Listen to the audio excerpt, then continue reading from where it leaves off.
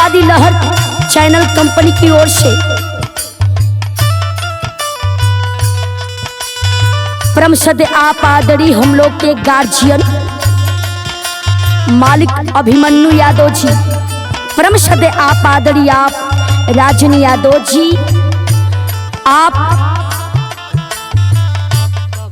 सम्मान दिया करते हैं परम आदरणीय आप श्री आप जितेंद्र यादव जी।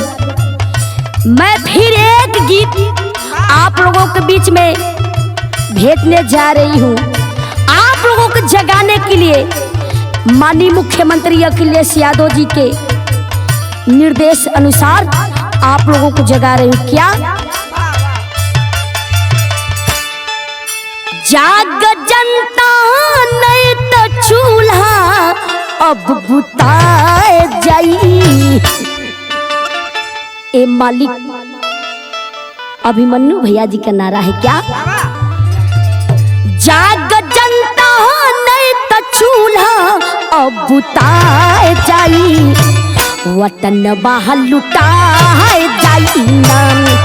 जाग जनता नहीं तो चूल्हा अब बुताए जाई, वतन बाहर लुटाए जाई ना।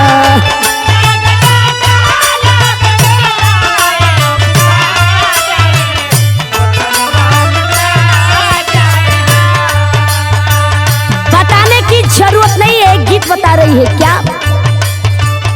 कल कर खाना सगरी दिहले लुटाई, कल कर खाना सगरी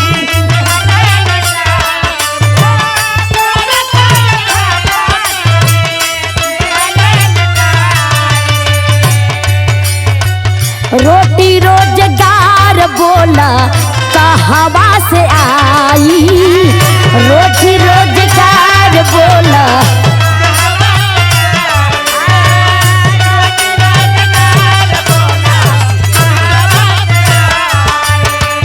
कल कर खाना सगरी दिहले लुटाई, रोजी रोजगार बोला कहवा से आई, रोजी रोजगार बोला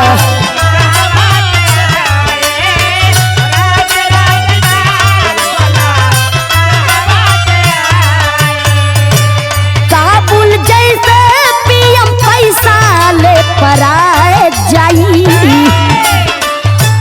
काबुल जैसे पीएम पैसा ले पराए जाई, वतन बा लुटाए जाई ना।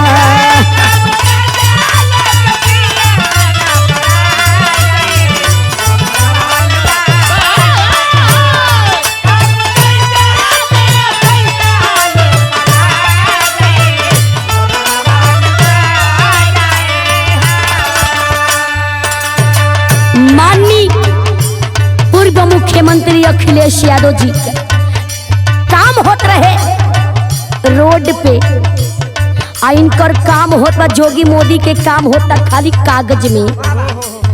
बड़े बड़े शहरों का नाम बदल देते हैं लोग, रेलवे, जहाज, हवाई अड्डा, और हमको और आपको बेचना चाहते हैं क्या, बदले का नाम नहीं भाला हो दे सके, बदले का नाम नहीं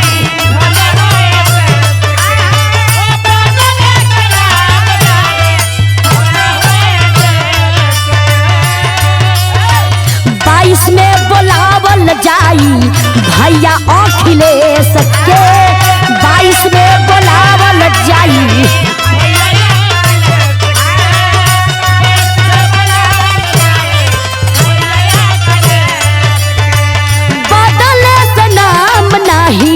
भला होई देश के, 22 में बुलावल जाई भैया अखिलेश के, 22 में बुलावल जाई।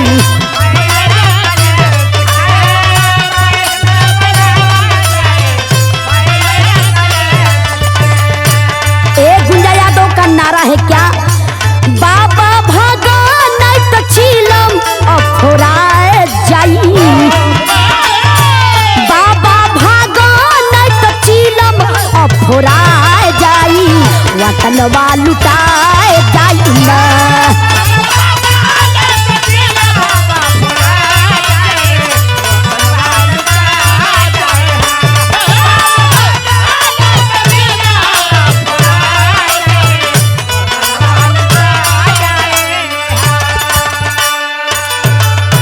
हमारे नेताजी का एक नारा है, हिंदू मुस्लिम सिख ईसाई आपस में हम हैं भाई भाई।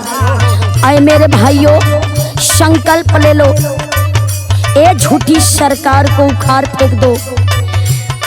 ए नौजवानों का आवाज है, बुजुर्गों का आवाज है, हर बच्चों का ये आवाज है। क्या छात्र नौजवान और किसान गैले आई, छात्र नौजवान और किसान गैले आई।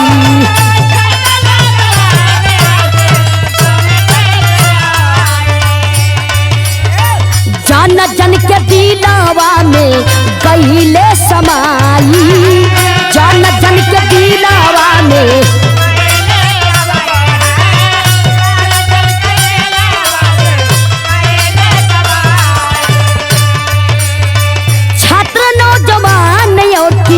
सान गैले आई, जन जन के दिलावा में गैले समाई, जन जन के दिलावा में।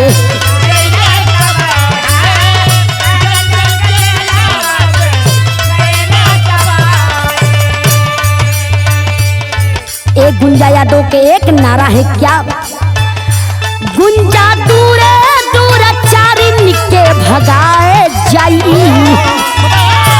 गुंजा दूरे दूर चारिन के भगाए जाई, वतनवा लुटा